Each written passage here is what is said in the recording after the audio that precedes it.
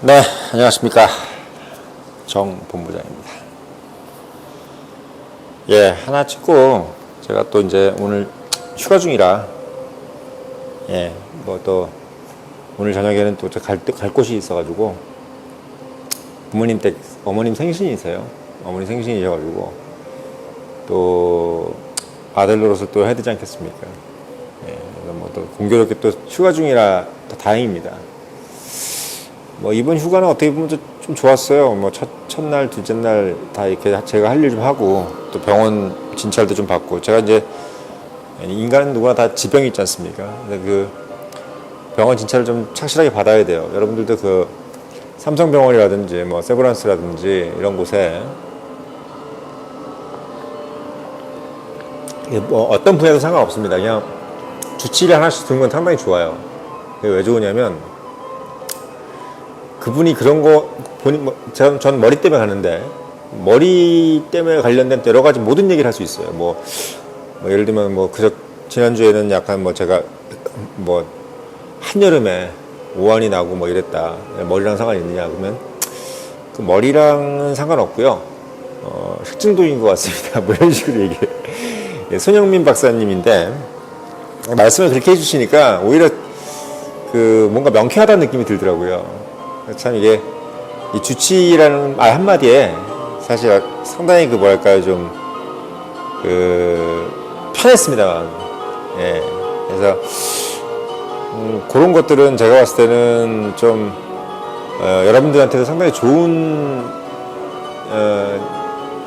시스템일 것 같아요. 평생을 살아가는 데서. 왜냐하면 그 병원 삼성병원도 이제 이런 외래 진료 환자가 이제 숫자가 나름대로 본인들의 어떤 그 경제적인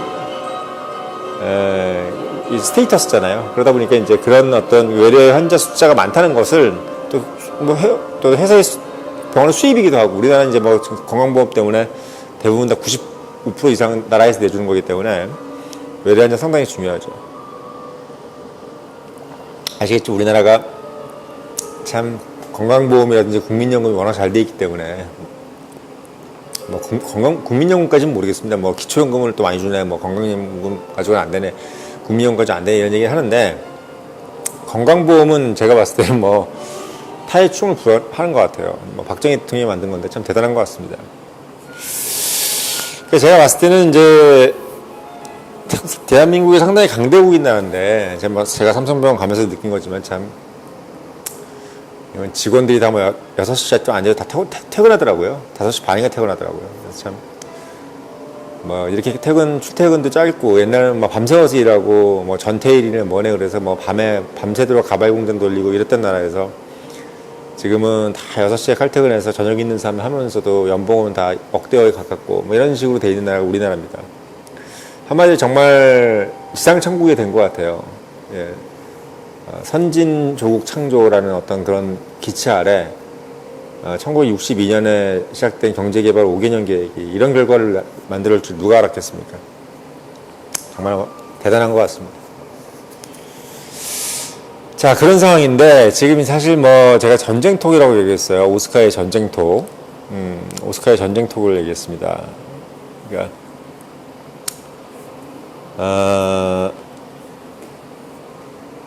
우크라이나하고 이제 한국, 이 대한민국이 이상하게 이번에 이제 우크라이나 전쟁이 일어나면서 대한민국이라는 나라가 사실은 전쟁과 이제는 완전히 상관없는 나라.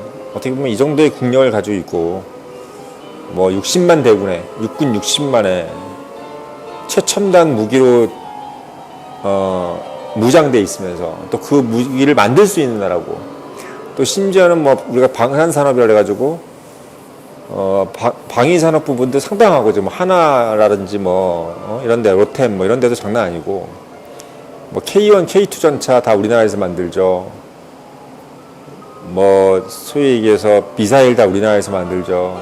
지대공, 지대지 다 우리나라에서 공대지 다 우리나라에서 만들죠. 또, 심지어는 지금 뭐, KF-X라 해가지고 지금 뭐, 비행기도 이제 우리나라에서 이제 만들려고 한단 말이죠. 그런 상황이기 때문에,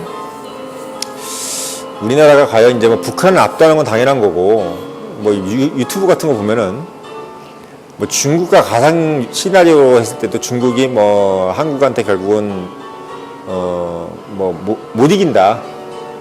우리가 이제 중국을 쳐들어갈 일은 없지만 중국이 한국을 침공했을 때 우리나라의 서해안에 있는 무시무시한 미사일 몇천 기가 중국으로 들어가가지고 이게 이제 중국 북경이라든지 상하이를 초토화시키기 때문에 또 무슨 거기 산사댐이라는 게 있잖아요. 산시댐인가요? 거기 댐이 엄청 크잖아요. 그 댐이 터져가지고 다 물바다를 만드는 어떤 그런 시나리오가 나오더라고요. 그러면서 이제 대한민국의 미사일이 이게 독침 전략이라 그래가지고 중국을 압도할 수 있다. 일본은 이미 압도하고 일본한테는 이 독도라는 게 자연이 주는 뭐라 그럴까요? 거기다 울릉도에도 비행장을 만든다 그러더라고요. 그래가지고 이제 자연이 주는 이제 항공모함이라 그럽니다. 그래서 지금 사실 해상자위대라는 것이 세계 2위인데 해군 세계 2위의 해군력을 갖고 있는 일본에 대해서도 우리가 이제 해군으로는 못 이겨도 미사일로는 이길 수 있다. 이런 식으로 좀 돼 있어요. 그래서 우리가 지금 미사일 전력이 어마어마하기 때문에 육군이 강한 중국이나 해군이 강한 미국이나 다 일본이나 다 이길 수 있다. 미국만 빼고. 미국하고는 전쟁이 날 일이 없으니까. 왜? 한미 상호 방위 조약에서 혈맹으로 돼 있지 않습니까? 피를 흘려서 같이 싸운 국가죠. 그러니까 일본과 미국은 피를 흘려서 같이 싸운 국가가 아니라 서로 피를 흘린 국가예요. 서로 적이었죠. 어떻게 보면 서로는 지금도 앙숙일 수 있어요. 속으로는 쌍놈의 새끼라고 생각할 수도 있습니다. 왜? 한쪽에는 아시겠지만 미드웨이나 진주만 폭격을 해서 수많은 사람들을 죽였고, 근데 미군 사상자가 얼마입니까? 저기 동남아시아에서도 그렇고 엄청나게 많이 죽이기도 하고 또 포로 수용소에서 잔혹행위를 해가지고 사람들 많이 죽였는데 또 미국이 곱게 넘어가겠습니까? 근데 또 일본대로 또 히로시마와 나가사키에다가 또 동경에다가 엄청나게 소위탄을 터뜨리고 나가사키 히로시마에 원자탄을 터뜨려가지고 살아있는 사람을 거의 통구이로 만들었잖아요. 전자레인지를 구운 거죠. 그런 상태이기 때문에 그들 또한 속으로 얼마나 그게 억하심정이 크겠어요. 하지만 한국과 미국은 정말 장전호라든지 이런데 장전호 나오잖아요. 그죠? 또는 1.4 때 중국을 막아내기 위해서 한국군과 미국이 이제 엄청난 피를 흘려가면서 같이 전후회를 불살랐던 국가죠. 이건 사실 살아있는 국민들이 있고 그들이 가족들이 계속 그 대대로 그거를 얘기할 거기 때문에 제가 봤을 때는 끝나지 않은 역사가 아닐까 싶어요. 계속 어떻게 보면 그 혈맹은 지속될 겁니다. 왜? 피를 같이 흘렸기 때문에 그렇죠. 그래서 그게 중요한 거예요. 또 우리 또 월남전도 같이 갔잖아요. 이게 피를 2번이나 흘린 거죠. 대단한 동맹입니다. 쉽지 않아요. 이런 동맹은 끊어지기가. 근데 이제 이번에 우크라이나 사태가 터지면서 우크라이나 전쟁이 일어나면서 우리가 이렇게 안심하고만 있을 것이냐라는 것에 대해 저는 한번 생각을 해봤어요. 왜냐하면 이게 이제 우크라이나 전쟁이 흡사 보면은 그러니까 소련이 우크라이나를 침공하는 것이나 중국이 한국을 침공하는 것이나 거의 같은 맥락이에요.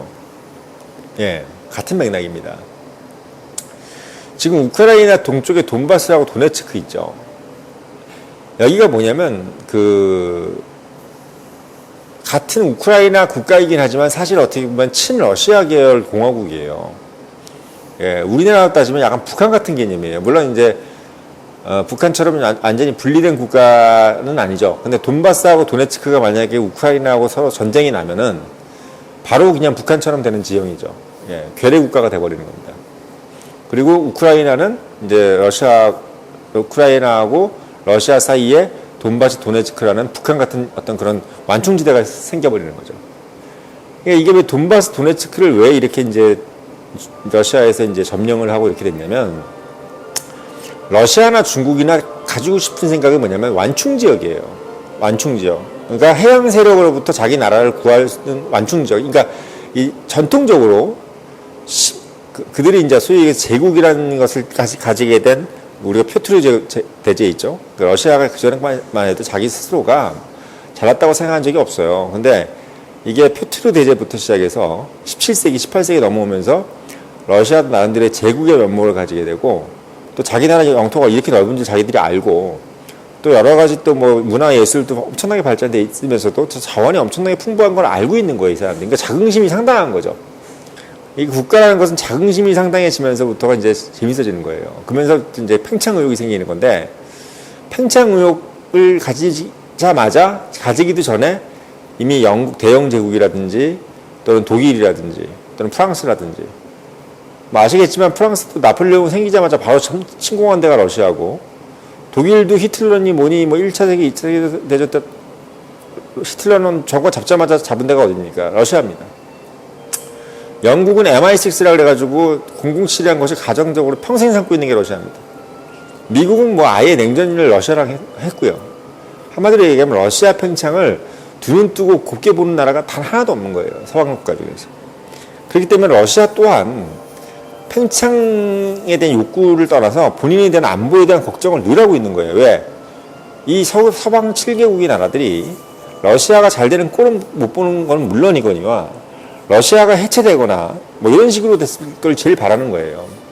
그러니까 소련이 해체돼서 너무 좋았는데 러시아까지도 다 그냥 어떻게 보면 흐지부지 됐으면 좋겠다라는 게 이제 서방 7개국 생각인 거죠. 왜? 그만큼 강력한 나라예요, 사실은. 근데 이제 우크라이나하고 잘 지냈는데 우크라이나가 이제 나토, 소위 얘기해서 그들이 생각하는 서방 7개국의 수하의 나라로 이제 들어가겠다는 거죠. 미국 주도로. 그러다 보니까 이제 러시아 입장에서는 원래 우크라이나를 완충국 정도로 생각했었는데 우크라이나 자체를 우크라이나가 갑자기 적국으로 간다고 생각하니까 우크라이나와 자기 나라 사이에 뭔가 있어야 되겠다고 생각해서 돈바스하고 도네츠크를 침공을 한 거예요. 제일 좋은 거는 우크라이나 전체가 다 이제 뭐 친러시아가 되는 게 제일 좋거나 이렇게 되는데 아시겠지만 한 국가가 점령이 돼가지고 어느 나라한테 소위 얘기해서 그 나라 영토로 편입되는 게 되게 어려운 일입니다. 우리가 크림반도 같은 거는 왜 이제 점령이 됐냐면 원래 러시아 땅이기 때문에 준 거예요, 그냥. 원래 러시아 땅이었던 거를 우크라이나한테 줬어요, 후르시초프가. 근데 상당히 오래전 얘기죠. 1960년대 얘기예요. 예?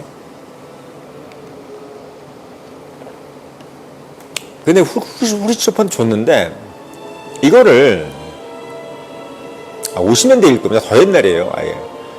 그냥 러시아가 진짜 기분 좋다고 준 거예요. 너희들 그냥 우리 설림 우호차에서 크림반도 너네 거야. 어차피 다 소련 공화국이니까, 소련 영토니까. 그때마다 연방이라 그러죠, 연방. 근데 지금은 이제 원래 준 걸 다시 가져간 것 뿐이에요. 그러니까 그렇게 난리 안 치는 겁니다. 그리고 돈바스네 도네츠크 같은 데도 그냥 러시아 사람들 진짜 많이 살고 러시아말을 쓰고 있어요. 근데 그 사람들 같은 경우에는 예전에 우크라이나가 러시아하고 잘 지낼 때는 그냥 뭐 그런 거 없다 고 했는데 이게 이제 막 이제 러시아가 저쪽 나라로 아예 넘어가는 듯한 느낌이 드니까 서방으로 넘어간다는 느낌이 드니까 이제 러시아가 이제 여기라도 잡고 있어야 되겠다 해서 지금 침공을 한 겁니다. 이게 그러니까 사실은 세력간의 문제인데 중국도 마찬가지거든요. 중국도 사실은 뭐 한 번 겪었잖아요. 언제? 임진왜란 때 한 번 겪었어요. 해양 세력이 자기의 나라로 침공해서 들어올 때 어디로 들어옵니까? 무조건 한반도를 통해서 들어온단 말이죠. 한반도를 통해서 들어오는데 한반도가 이제 자기 나라 영토가 아니고 완충국으로서 역할을 다하는 게 중국 애들이 원래 가지고 있던 몇천 년 동안의 생각이에요. 그걸 한번 먹어볼까 생각했던 게 언제다? 예, 바로 나당연합군 때 나당 전쟁 있죠, 나당 전쟁. 그때 이제 그것도 다 먹으려고 하는 게 아니라 그 완충국을 남한 정도, 한강 이남 정도로 해가지고 너네들 거기만 가져가고 우리는 그냥 위로 올라가겠다. 위에는 우리가 먹겠다. 그래서 완충국을 좀 적게 두려고 했던 거죠. 한강 이남으로. 그 생각은 임진왜란 때도 똑같아요. 예. 그래서 한강 이남 정도를 해서 경상도, 전라도, 충청도 정도를 너희다 주겠다. 위로는 중국이다. 이걸 이제 강화조약을 서로 이제 한 거죠. 이게 어떻게 보면 중국이 갖고 있는 한반도에 대한 상당히 오래된 정신적 영토 지지선이에요. 근데 이런 상황이 지금 현재까지도 지속되고 있단 말이죠. 북한이라는 존재가 있으면서. 북한이 압록강까지 밀리니까 얘네들이 그 정신적 지선을 넘어서 버리니까 인민군이 그냥 몇십만이 내려온 거예요. 그걸 다시 수복하려고. 왜? 그렇게 되면 이제 해양 세력이 완전히 자기들 국경을 맞닿게 돼버리니까 미국이라는 나라가 엄청나게 불안해지는 거죠, 얘네들은. 공산주의자들은 미국을 그냥 유한낙스 보듯이 한단 말이에요. 자기들이 바퀴벌레니까. 그런 상황이기 때문에 지금 중국과 한국은 러시아하고 우크라이나하고의 지형은 확실히 맞습니다. 다만 국력이 우크라이나가 우리나라보다 좀 떨어지는 건 맞아요. 경제력이나 이런 것들. 근데 군사력이 과연 떨어진다 그렇게 보장 못해요. 우크라이나는 핵무기까지도 세계 3위였습니다. 물론 핵무기를 포기했죠. 그때 90년대 초반에 핵무기 포기했어요. 왜? 미국이 포기하라고 그러고 러시아도 포기하라고 그러고 대신 미국, 러시아가 안보를 지켜주겠다 이렇게 약속을 했는데 그런 약속 다 허지부지 됐죠. 없어졌어요. 말씀드리면 지금 이제 러시아가 우크라이나 들어가가지고 저렇게 전쟁하고 이런 것을 다 완충 지역을 만들기 위한 거라는 걸 여러분들이 알고 계셔야 되고, 중국도 북한이 위험해지면은 자기가 들어갈 생각할 겁니다. 아니면 거기에 뭐 다른 어떤 친중국 성향의 정권이 다시 들어서게끔 하든지, 아무튼 북한이 무너지는 걸 가장 최악의 시나리오로 생각하고 있어요.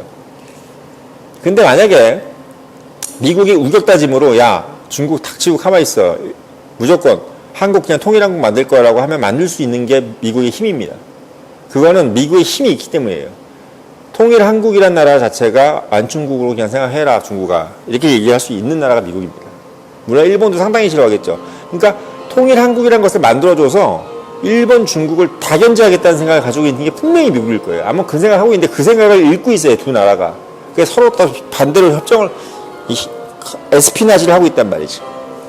그래서 여러분들께서는 이 우크라이나 전쟁을 단순히 그냥 우크라이나 전쟁, 소련 이게 아니라 중국과 한국의 역학관계랑 거의 같다 이렇게 생각하시고, 한국이 통일되기가 상당히 어려운 상황인데 북한이라는 나라를 어떻게든 유지하려고 할 것이고, 그것이 안 되면 전쟁을 또 불사하겠지만 미국 한미동맹이 돼 있을 때는 전쟁, 즉 미국과 전쟁이 일어나는 거기 때문에 이 부분을 절대로 중국이 감내하진 않을 것이다 라는 것이 현재의 상황이다. 그래서 아무튼 엄청 어렵다. 그래서 여러분들이 우크라이나, 한국을 이런 식으로 대칭해서 보는 것이 가장 정확하다 이렇게 보시면 됩니다. 제일 좋은 거는 대한민국 통일이에요.